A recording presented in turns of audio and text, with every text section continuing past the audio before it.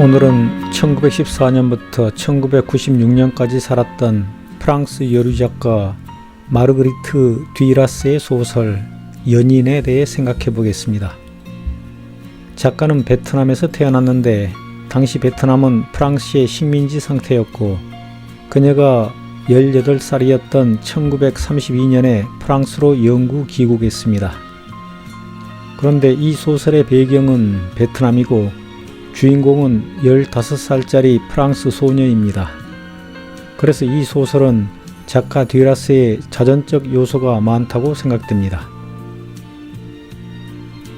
소녀의 가정은 아버지가 일찍 죽어 어머니 홀로 돈을 벌고 3살 위에 큰 오빠와 2살 위에 작은 오빠가 있습니다. 돈을 벌 줄 모르는 큰 오빠가 도박꾼이자 아편쟁이에다 남을 괴롭히고 다니는 말썽장이임에도 불구하고 어머니는 큰 오빠를 일방적이고 차별적으로 사랑함으로써 가정은 계속 가난과 갈등의 구덩이로 떨어집니다. 그럼 소설 이야기를 따라가면서 발견한 문장들을 소개해 드리겠습니다. 내 나이 15살 반이었을 때의 얘기다. 메콩강을 나룻배로 건넜다. 그 나라에는 계절이 없었다. 우리는 오직 한철뿐인 무덥고 단조로운 계절에 묻혀 있었다. 봄은 없고 봄 소식도 없는 지구의 긴 열사지대에 살고 있었다. 나룻배 위 버스 곁에는 검은 리무진 한 대가 서 있고 하얀색 면으로 된 제복을 입은 운전기사가 타고 있다. 그 리무진 안에서 퍽 우아한 남자가 나를 바라보고 있다. 그는 백인이 아니다. 나는 이미 사람들이 나를 보는데 익숙해 있었다. 식민지의 백인 여자는 사람들의 시선을 받는다. 그러나 나는 알고 있다. 아름다움 때문이 아니고 다른 것. 그렇다. 다른 어떤 것. 이를테면 기질 때문이라는 것을. 나는 나타내고 싶은 대로 나를 나타낼 수 있었다. 가난한 프랑스 소녀가 만난 중국인 청년은 백만장자 중국인 사업가의 아들인데 소녀에게 첫눈에 반하여 두 사람은 연인이 되고 소녀의 눈에 비친 청년은 이러합니다. 나는 생각한다. 그는 경험이 많구나. 그가 날마다 하는 일이란 사랑, 오직 그것뿐이구나. 손길은 능란하고 감미롭고 거의 완벽해. 난 운이 좋아. 이건 확실해. 그는 마치 전문가 같다. 본인은 미처 모르는 채로 그는 자기가 해야 할 것, 말해야 할 것을 정확히 해내고 있어. 그는 내가 자기의 유일한 사랑이라고 말하면서 나를 창녀처럼 지저분한 여자처럼 다루고 있어. 그 행위에서는 모든 것이 다 좋아. 아무런 찌꺼기도 없어. 찌꺼기들은 뒤덮이고 모든 것이 거센 물결, 욕망의 힘 속으로 흘러가는 거야.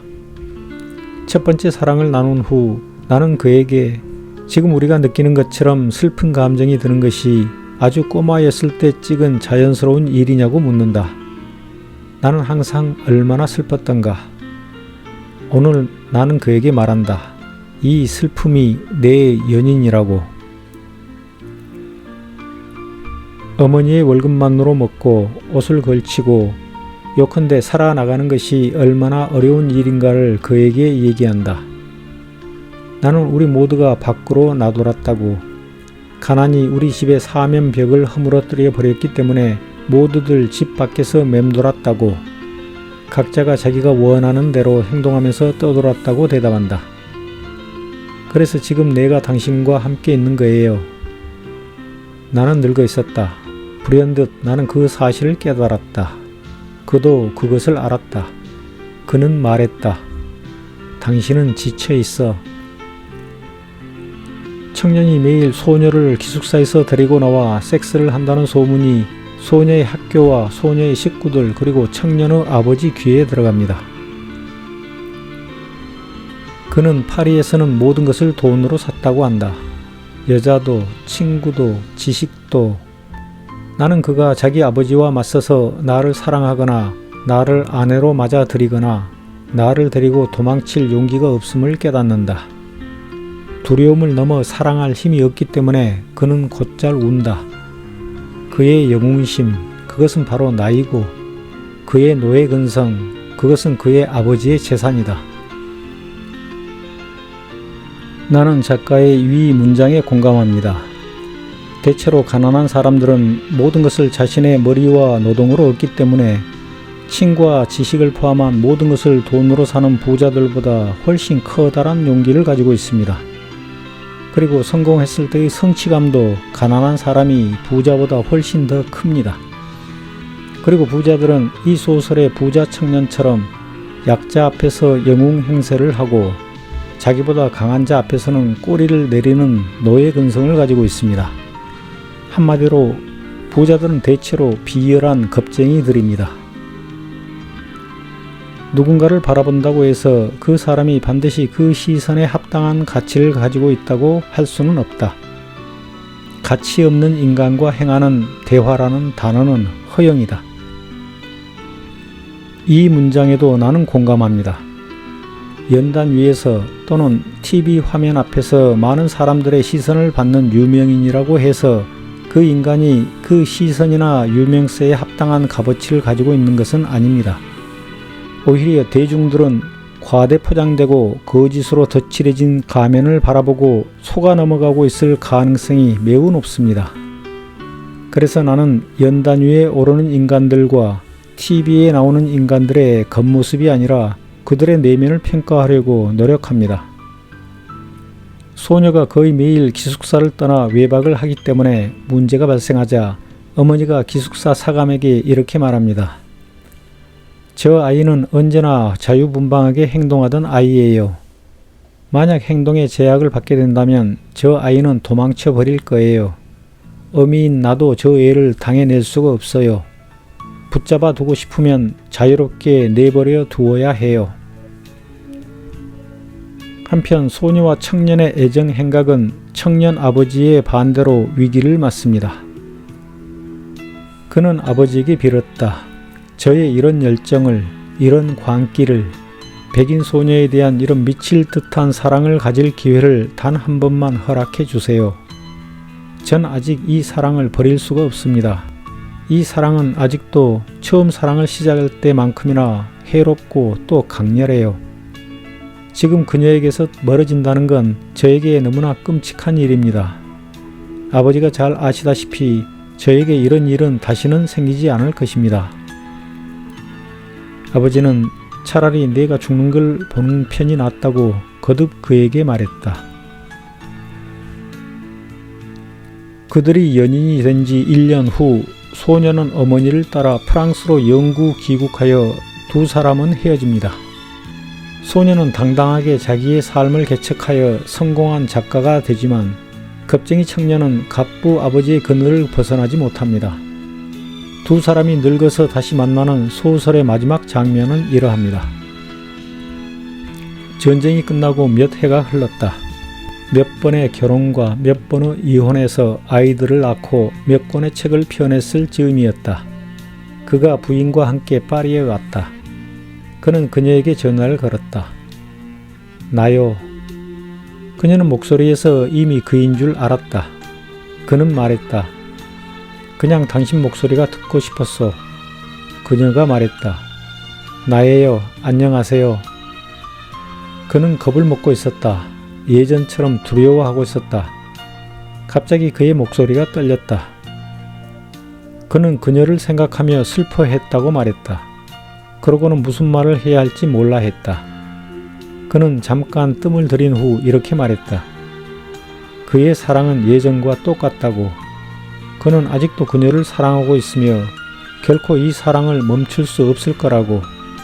죽는 순간까지 그녀만을 사랑할 거라고.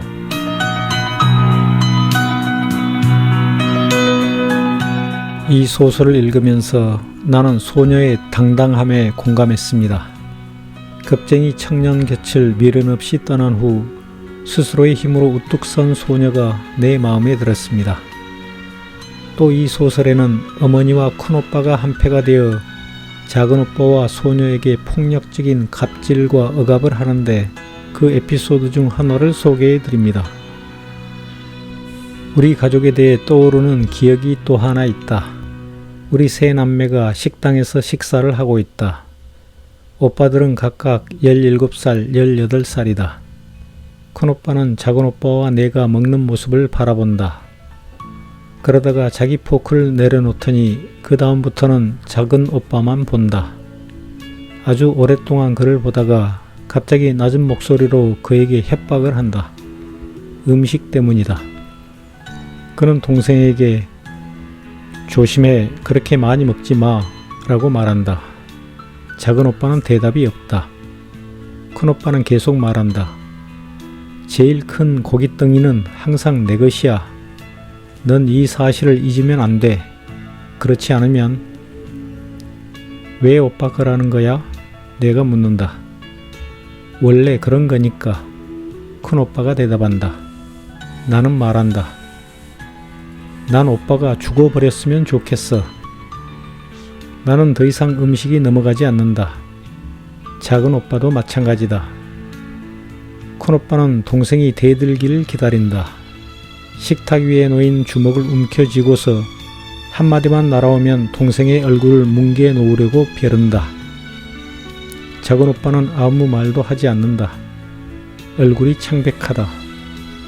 속눈썹 사이로 눈물이 괴는 것이 보인다. 큰오빠가 죽은 날은 날씨가 음울했다.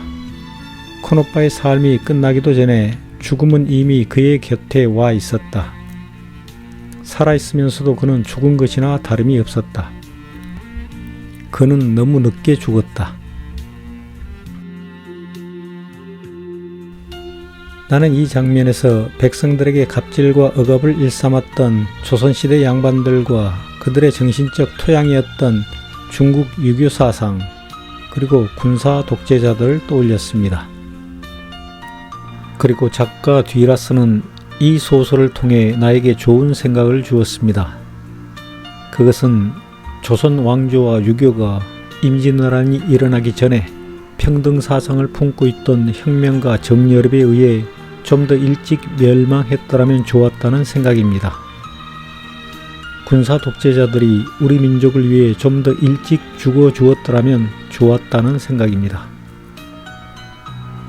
그들은 너무 늦게 죽었습니다. 감사합니다.